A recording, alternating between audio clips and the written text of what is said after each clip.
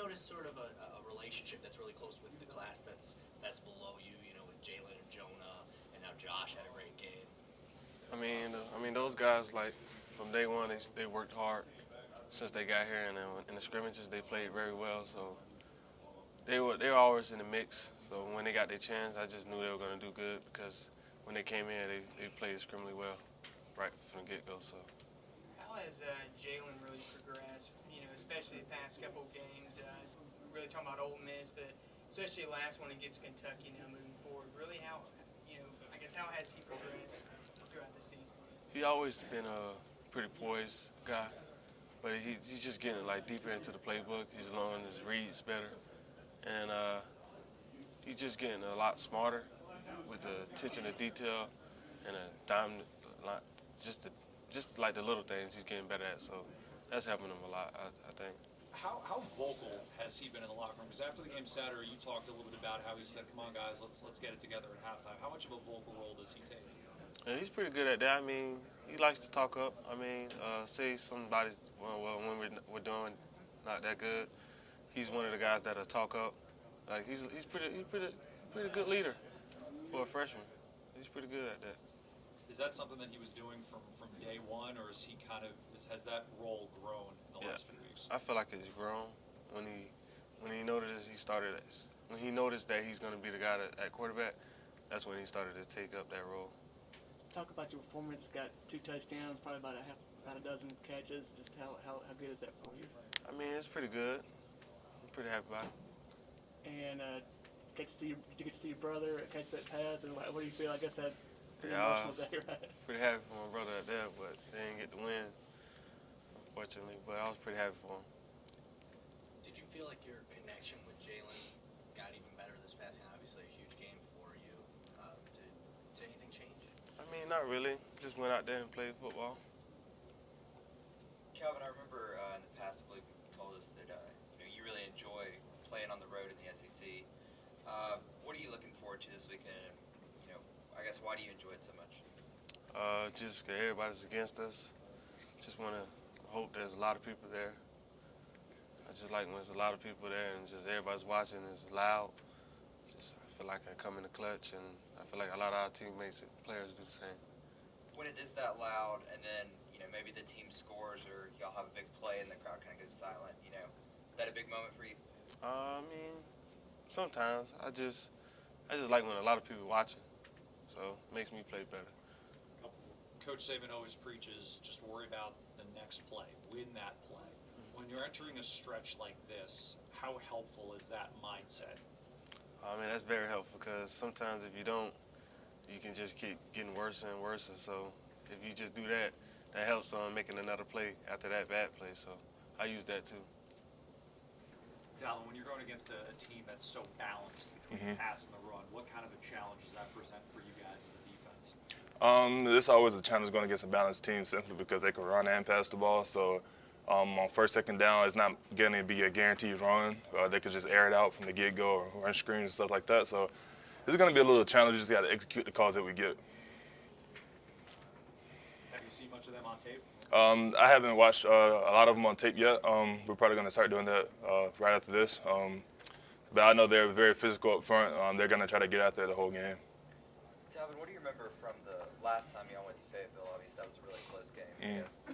What do you recall from that? It was a physical game the whole game. It was just our defense came together and made some big stops in that game. And it was like a turning point for our whole team that season because we was coming off the Ole Miss loss. And we were just trying to prove that we were still contenders for the championship that year. You guys are on this amazing run of non-offensive touchdowns, scoring special teams or defense. Is this something that you guys are talking about? Is it encouraging for you, motivating you to get another one each and every game? Yes, it's very motivating for us to get another one. We focus on getting turnovers in practice every day. And when we go in the game and execute getting turnovers and getting touchdowns off of it, it just motivates us even more to do it to the next game and the next and so on. What did you see from Tim Williams? Came in the second half, really had a big half. Him missing the first half, I knew it affected him a little bit mentally, like he was hurt about it. And he was keeping everybody motivated the whole first half of the game. And when he came in the second half, he just executed like he said he was going to. And perform like Tim Williams always do. Yeah. Is the silver lining there that you can play a half without him and still hold the team to, I think it was like 70 yards of offense? I feel like it was a good thing because we have younger guys who could come in and execute just as good as the starters or the guys who've been here a longer time and stuff like that. So I'm happy that we have the depth that we do in every position on defense. Particularly this point of the season, how important does that depth become?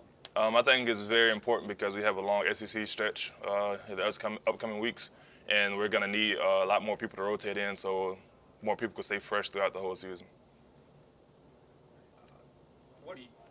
What have you seen from, I guess, Ryan Anderson's development? We've talked about him before, but last year he was viewed primarily as a pass rusher.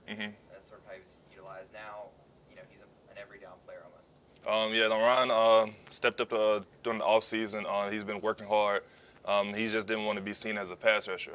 When he'll come in and play the run, and sometimes even in the summer he'll try to just make somebody laugh and get in 3 technique and try to play a double team every now and again. But Ryan, he works hard. He tried to perfect every down so he can be out there every first through fourth down. It doesn't matter what the scenario is, and he's going to work hard and give you everything he's got to stop the run or the pass. How's he do with that 3 technique? The 3 technique, he did pretty good when he was in there. He dropped down to one knee and split a double team and stuff, and we wasn't expecting it, but he played it pretty good when he was in there. Dalvin, you're one of the leaders of the team, and when a guy transfers mid-season, do you guys have to address that when the team didn't come up, and dealing with sort of the adversity of that? I guess we looked at it a little bit, but he felt like it was the best thing for him, so it was our old teammates, all we could do was support him in his decision.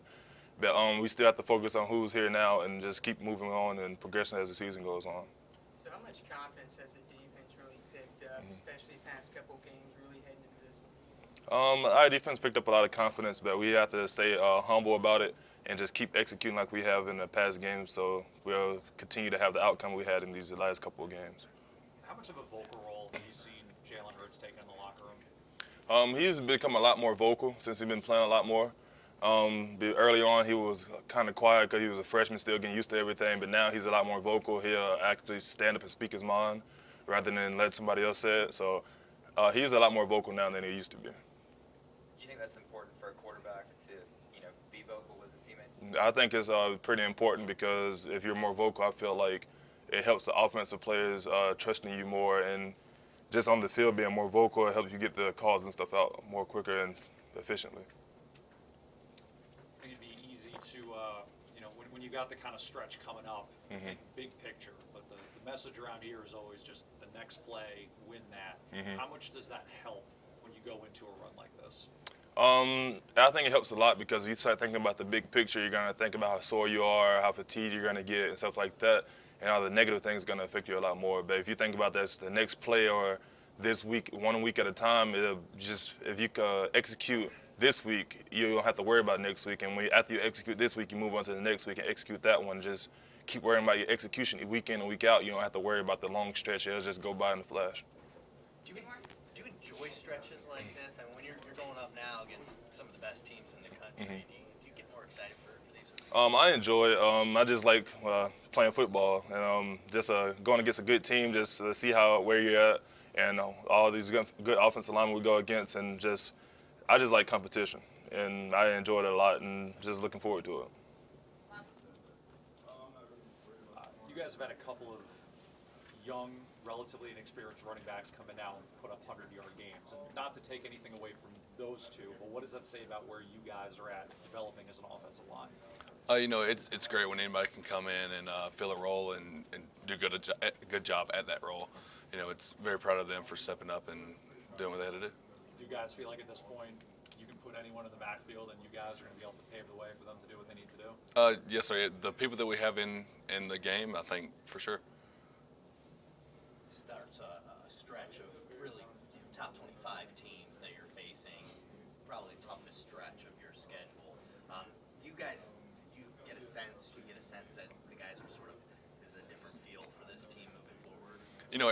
We're trying to be 1-0 for the week every week, and we're just pushing it every day and try to bring our best on game day. So.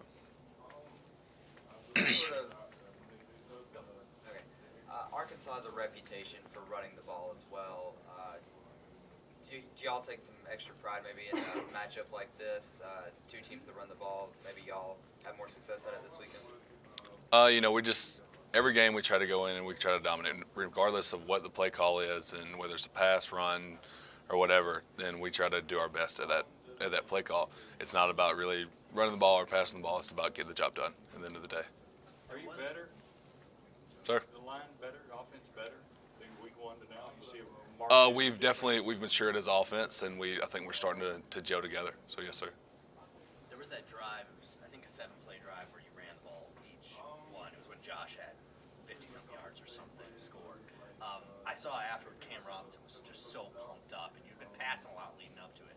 You said it doesn't matter if it's pass play or run play, but is there some extra pride for this offensive line when you guys can pound the ball like you did in that drive? I mean, for any offensive lineman, it's definitely a statement whenever you can run the ball every play and get in the end zone.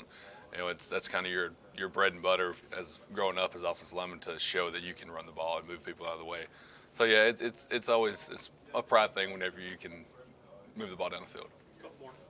You mentioned, at this point, even going into the stretch, the goal is 1-0 every single week, and that's always preached within this program. Win your box, win that one play.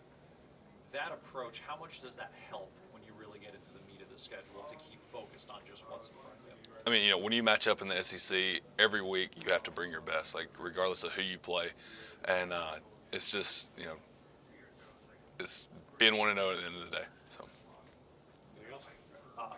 I think it was Calvin said after the game on Saturday, he was talking about how Jalen came in at the half and was kind of rallying the offense after maybe not the strongest performance in the first half. Were you there when he was delivering that message? What was that message coming from him? Actually, I was in the training room getting taped up, but Scoring touchdowns non-offensively, special teams or defense. Is this something you guys talk about? Do you get motivated to kind of do this each and every game?